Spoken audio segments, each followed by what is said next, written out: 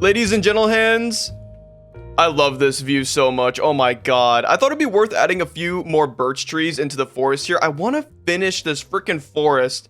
These trees are not the most fun to make, I'll be honest, but they look so freaking cool. I love how bushy and like just unique they are. But as you can see around the area here, I have a few stumps lying around where I still want to make more trees. I got a few right here. I might get rid of, yeah, I made a few more right here, about 4 more trees. And I think it'd be cool to add a little log cabin right back here. I cleared out a little spot for it. I think a log cabin will just be a neat little detail to see kind of when you're walking by here, when you're driving on by with your horser. But also we have plans for expansions because it is episode 41 and it's time to get some more ideas out on the board on where we can like potentially build in the future. So out over here by the windmill, we have a lot of potential to continue expanding outwards. And there's a lot of room out here, to be honest. I think over here on the right side, it would be cool to add a brand new flower field on the right, just to kind of give a bit more of a substantial impact of this. And plus, there's not a lot to look at on the right side here when you're coming in, you know, to this whole medieval section of our valley, right? You got the big old mausoleum temple entrance over there. You got the bridge, you got the trees, but there's nothing like particularly interesting right here. So I think another flower field could look pretty cool. But also, there's not a lot of interest over here when you come around the corner past the windmill itself. So I think it'd be cool to expand out our paths going this way, kind of up the mountain a little bit, and maybe we have it go through this village here. We can tear down this village in the future and build a brand new village up there. And then from this village up here, ooh, this is some scary terrain, we can connect it up with the White Bridge entrance right here, and we can continue expanding outward a bit further over here. So right past the bridge here, if we keep going this way, we got some really nice views of this mountain range here, and these spiky mountains right over here is where I want to end the path at, right? So right here, we have a nice open plot. I think it'd be very, very fun to build another little countryside area here, but maybe in a different theme, maybe a bit closer to like what we do with the village over there. I think that could be really freaking sweet. And then the path can finally end all the way up here on the entrance to the Colosseum, the Wither Fighting Colosseum. I think I've mentioned this a few times in other videos, but this is where I want to make a cool little like Roman Colosseum ring right here. Kind of flatten out some of the terrain and get rid of all that powdered snow and stuff too. And have this be our spot where we fight all of our withers. And I think it'd be fun too to like have the full ring of the Colosseum made, and then over time, you know, with all the withers we fight, it'll kind of ruin the outside area of the Colosseum and kind of add some, you know, like deterioration to it. And I think that could be really, really freaking sweet. But yeah, also this area in the world is super pretty, just as much as our valley is as well. So I'm excited. I'm excited to expand out further away from the valley and just kind of set up some more potential for terraforming and just like new views and new angles to look at. Like this whole little like ravine right here between these two mountains is so cool. I love the waterfalls, the lava falls. This angle here too, with the mountains all in the background, super far away with the cherry trees. It's just so pretty up here. And I think it's worth the expansion. Oh, wait, hold on. Just appreciate this view for a second. Look how freaking sick this is. Wow, the fog is doing so much work right now. The bridge right here. Ooh, man. There's also a few more things I want to do over here in the countryside. Now, first off, I got a lot of fantastic suggestions from you guys in the comments about this ugly sandstone building. I'm so over it. I kept staring at it, and I'm like, you know what? We're gonna tear it down. We're gonna make something new right here because I really don't like this building. All right, but first, let's do a little mini montage on making this tiny little log cabin, and we can talk about some of the details and some of my design choices for it. But yeah, I guess we can just sit back, relax, and enjoy the mini montage.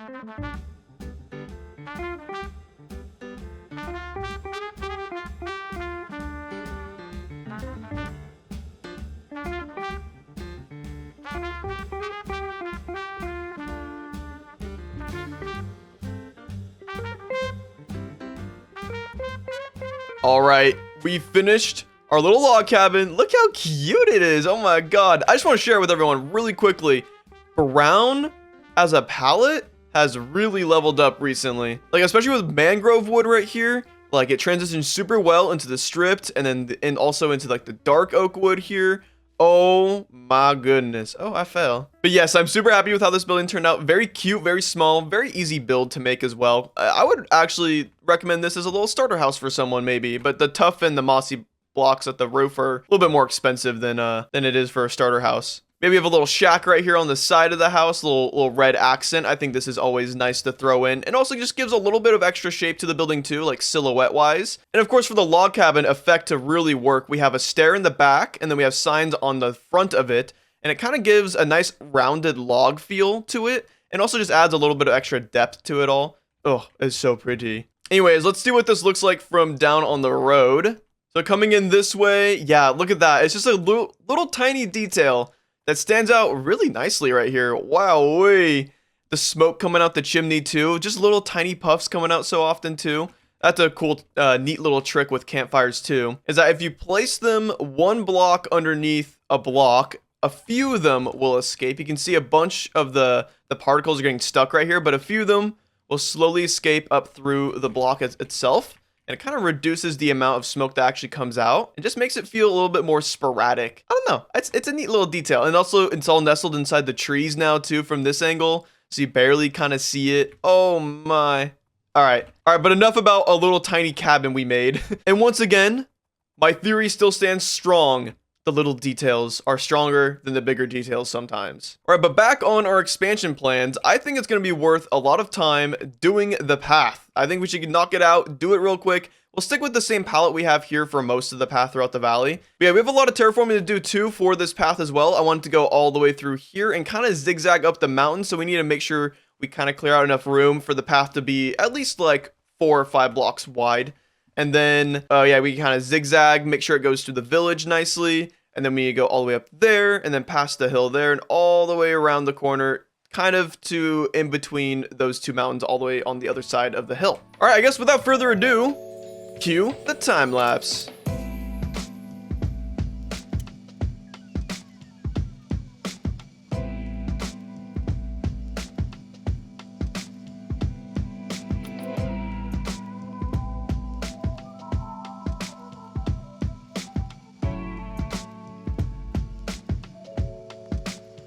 Alright, so our path is fully installed leading outward of the valley, all the way towards that way, wrapping around the mountain here. It looks so cool, very minimal, but I think it was definitely worth doing because now we have a proper way out of the valley that kind of expands our region of influence a bit more. And I'm pretty happy with how the path turned out. You know, pretty simple palette, coarse dirt on the outside, a lot of mud, packed mud for the base of it, and using a bit of brown mushroom to texture it. And a little bit of granite as well to be just a bit of a different texturing color that isn't quite brown. And then on the slabs here, we're using mud bricks and we're using jungle wood for a little bit extra texturing too. But everything turned out pretty well. We got some fences on the side too, a little bit of the mossy walls that we have kind of scattered throughout the valley. We have some right there and some around over there. But yeah, pretty self-explanatory. There's some great views though, I will say. Going up this mountain, it is quite awesome. Like this angle is pretty sick. You get to see the whole Italian village over there. You get to see part of the barn, the tree, the windmill. This freaking ruin over here is so dope. I'm so happy I made it, and it is just such a cool little feature you can see in the valley. And then over here we have a part where it kind of intersects with the village, so we could have some path, you know, come off over here, or maybe even a bit more over here. But we have a lot of options for this village in the future, so look forward to this renovation. We'll make a nice little hillside village. I think that'll be pretty freaking awesome. And then over here we finally have this path link up to the top of White Bridge, and now you can actually access the door of White Bridge. I don't even know what's behind there, but over here it's finally all connected up, and it just feels like it's a bit more natural way of getting over here. I don't know, it just adds a bit more world building on how people access that door, because before that there was no way to get up here, at least, like, you know, that was pathed out and everything. So that's pretty sick.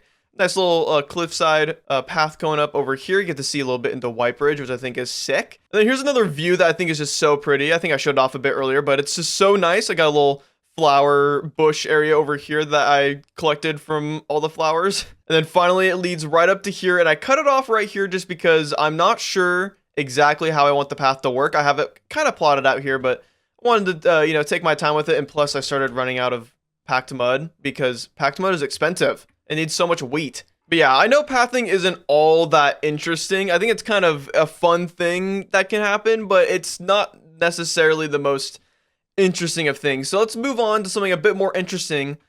Like maybe we should redo our sandstone building over in the countryside.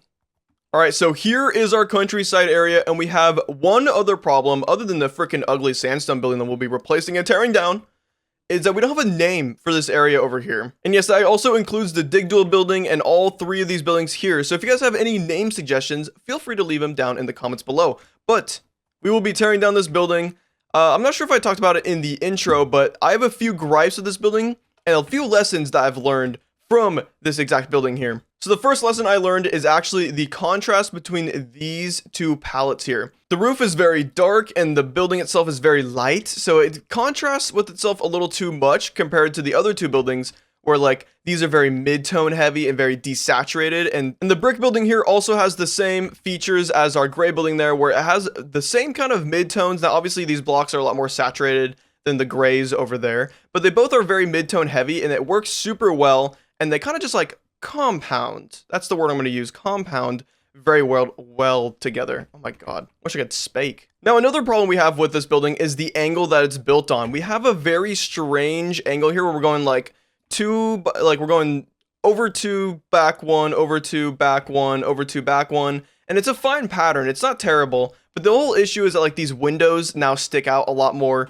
And like the building itself doesn't have a lot of shape to it. And it makes it very awkward to have a lot more details built into the building itself, like how these ones are very flat. Like even this building over here, albeit it's not nearly as flat as the gray one, but it still has its flat facades. You know, we have 4, 3, and 4. So it works super well to be able to detail and have a lot more texturing that makes sense. So I think what we're going to have to do is tear down this whole building, rebuild it, and I think also we'll make it 2 stories tall just to kind of match the other ones too. I feel like that kind of makes some sense, yeah? So with a magical twist, our building is now gone. Now, for the building itself, I want to use a very similar palette to what we had before. Let me just put it on display for you guys real quick. All right, so here is our dirty white palette as I'm deeming it. We go from diorite to the mushroom stem block. Ooh, so good. And the bone block. Ooh, so awesome. And the frickin' quartz bricks. Yes, they're called quartz bricks. And the block of quartz over here. I like this transition here. It's pretty smooth. We get a nice little shine of white. Now I'm thinking we're not gonna have a lot of this in here. I only have a few of these blocks on me. I don't want to use a lot of them, but I have a few other blocks here that I want to try to implement into our palette very sparsely to be kind of act as accents. So here are our extra accent blocks we'll be adding to the build. Now, obviously, we have the typical sandstone over here, which works really well with the diorite and the bone blocks and kind of the quartz blocks, but more accurately with the diorite and the bone blocks and I guess the stem intuitively. Now, we also have these 3 blocks that are really standout-ish from the rest, but they work in crazy ways. Now, the bamboo block works really well with the birch and the stripped birch wood here, so that'll be kind of an accent for these blocks, and then I'm thinking these 2 blocks here, the cherry wood and the white terracotta, work super well with the quartz blocks and kind of the diorite and the stem block in a weird way. I think we need to just add this in as a little bit of a color pop, just something you slightly notice when you're walking by the building. It just gives it a little bit extra character, kind of similar to like the coal ore here on how it just adds a little bit of extra depth to the building. And it makes it just a little extra detail, you know? All right, enough spoilers though for what the building might look like. Let's actually see what the building is going to look like. So of course, as always, sit back, relax, and enjoy the montage.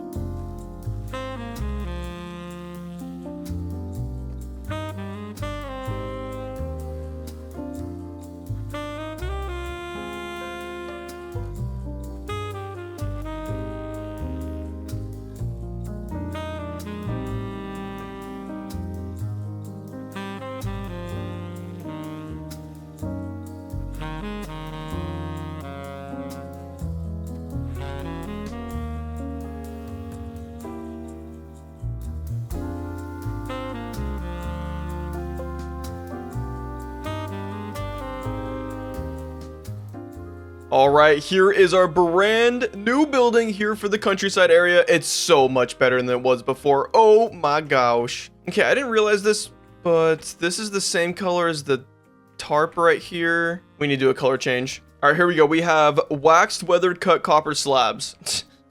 What a mouthful. Oh yeah, that's so much better. There we go. Oh, hello. But yes, here's our new building. I'm very freaking happy with it. I think the darker kind of dirty white palette that we went with is very, very nice. Works super well with the building, and it kind of matches the mid-tone kind of vibe that we have with these other buildings. Now, the first thing you'll notice is that there's actually quite a lot of color despite this being a white building. I think that's what makes it stand out so much from the other ones. So we have all of the birch wood down here, and we even have our bamboo wood, and a little special accent I went out of my way to go grab was a bee nest, because it's just like an even brighter kind of bamboo color, and it has that like bottom texture there too, which blends really well with the bamboo and gets really bright right there. I don't know, it just like it's a nice little accent block. Now, excuse me for a moment, I might overanalyze this right here for just a split second, but we have a white terracotta and a cherry wood right here. We have a cherry sign on the white terracotta, and then a pale block, or was this pale sign on the cherry wood. In a weird way, I think it kind of like acts as a really nice transition to keep it in the confines of the whiteness of the build. You know, all the dirty whiteness blocks we used, but it still stands out on its own. It's a nice little color pop on the edge of this wall right here. And also another thing you might notice is we use some trapdoors here on the side to kind of act as a little bit of an outline for the building when you're coming around this corner, because this is the main angle you'll be seeing the building from. And it just works as a nice little like outline for the building. Of course, to keep in line with the other buildings, to keep in theme, we have our scaffolding windows with our bamboo trapdoors behind. Ooh, so good. Now, something else I really like about this building is the unique shape that we have going on here. So we have it on an angle like the other buildings, kind of similar to this angle over here where it's kind of 4, 3, 4. We have a 4, 3, I think we have a 3, 3, 3. But we put in this big old jut out right here that has a very similar design to the sides of the building, having it out in the front. And it just gives it a nice little breakup and doesn't make it look so samey to the other buildings, and adds a bit more height interest as well to it. Oh man, it just looks so much better than it did before. I'm so glad I took the time to revisit this building. Now, a little shout out to a viewer of mine. His name is JBus. He helped me out a little bit with the shape. I was struggling a lot with this, and he's a very good builder, very talented. So a little credit to JBus for helping me get started on reworking this building. Of course, we got to check it out from a little bit of a distance here. Oh yeah, look at that. That's it just stands out so much more now coming down the mountain here. It works so well and doesn't feel like it's too samey to the Dig Duel building that's right there. Even though they're very similar palettes, we use a lot more of the grays as like a shading over there than we do over here. We don't really have any grays at all, and we use a lot more of the lighter blocks like the quartz and the bone blocks and the stem and the sandstone there to stand out. And I don't know, it just works really well to make it seem like its own unique building. All right, there's one last thing I want to do, and I want to fill up this little splot of land. This splot? I just want you guys to know I've been twisting my words all freaking day. This is the worst. But yes, right here in this splot, we're going to be making a nice little bee apiary. I think it'd be kind of cute. We have one that's pretty similar. I guess we could take some references over by the windmill, because the old house that used to be where the windmill is was a bee farm. Or not really a bee farm, but it was like, that was the lore for it, was that there was some beehives there. And I think I still left them all behind. So we come around the corner here. Oh yeah, this is really neat. Oh yeah, I love this. We have a little hanging rack right here for some towels or something. And a bunch of, oh yeah, using scaffolding and the bee nest on top. All right, we're going to copy this. Let's grab some beehives, maybe a few barrels and some campfires. Ooh, I like that. We got our scaffolding right here. And a bee apiary's got to have some flowers as well. All right, if you guys want to follow along a little bit, here is a cool little quick design I like to do for my bee farms. A scaffolding and a bee nest. And then I like to do a little flower pot on the side, and then maybe even a tripwire hook on the front or a full-on trapdoor on the top. I think that's always a good way to decorate these. And it's very minimal. It's not a lot of detail. You don't need that all that much, really. You can have some fun with it. Put the trapdoor on the side. And of course, because it's a bee farm, we got to add in a little bit of a flower bed. Now, I'm going to do the same design I did over here in the countryside area, where we kind of use a similar palette of flowers together, and then we used an outline of stone pressure plates and a little bit of gravel and some buttons, and just kind of threw them all together. And I think it'd be cool if we did a flower bed and we threw in some bee nests in the middle of it to kind of give a bit more purpose to the hive existing there. Yes. Uh-oh. I have visitors. Alright, get out of here. I'm tired of you guys just showing up all the damn time. Go, leave me alone. Alright, so this left flower bed, we're going to make it red, and the right one, we'll make it, purple. So I'm just gonna spam these around a little bit, just have little clumps of each type of flower. So we'll have the red tulips kind of be clumped together, and then in the in-betweens, we'll do poppies. Oh man, I love the color pop of flowers. It's so good in this game. And we'll kind of rinse and repeat the exact same style of flowers spamming around here. And we'll just fill in the rest with alums. And bam, would you look at that? That's so pretty to look at. Oh my gosh. We could do one more flower bed, actually. Maybe we bring it out over here a bit more. Okay, hold on. And then I think for this left one here, we'll do a nice little yellow pocket again. Boom, there we go. I think this works so freaking nicely. It's so cute. It's just the little details. I think that's such a big thing for Minecraft, is all the little details in your builds add up to so much more. Oh my, it's thunderstorming. Whoa! Chill Minecraft. Oh my gosh. Wait, I'm sorry. Is it regular raining now? Like, it did that one thunder strike and then just went back to regular rain. I don't understand. Minecraft, you're weird. Alright guys, I think that's going to do it for today's episode. Thank you all so much for watching. I really do appreciate it as always. Of course, if you're new to the channel and you liked the video, make sure to like the video. And if you liked me, subscribe. And if you really liked me, consider joining as a member. Big shout out to all my Barcer Pluses who help make this channel function. I really do appreciate it. They're all on the screen right now. And of course, if you want that credit as well, you can join as a Barcer Plus. Now, if you're sticking around to the end, congrats. You get a spoiler for next week. We are going to be working on a new storage system. I am so excited to show you guys the build. It is coming along so nicely. Oh my gosh, I'm so excited. All right, guys, that's gonna do it. Bye.